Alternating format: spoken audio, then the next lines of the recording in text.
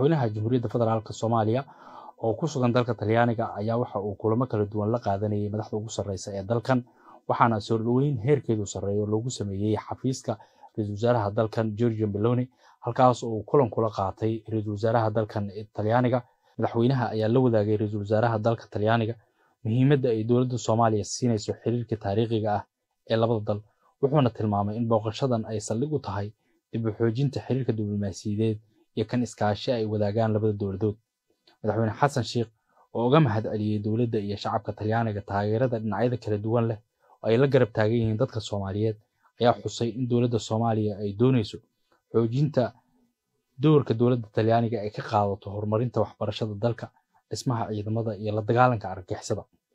Dhankeeda ra'iisul wasaaraha dalka Talyaaniga waxay bogaadisay dowladda federaalka Soomaaliya dadaalka ay ugu jirto ciribtirka iyo dabargoynta kooxda khawaarijta ee Al-Shabaab waxayna ballan qaaday in garab istaag ay u sameynayso dowladda federaalka Soomaaliya isla markaana ay ku taageerayso dagaalka ka dhanka ah argagixisada.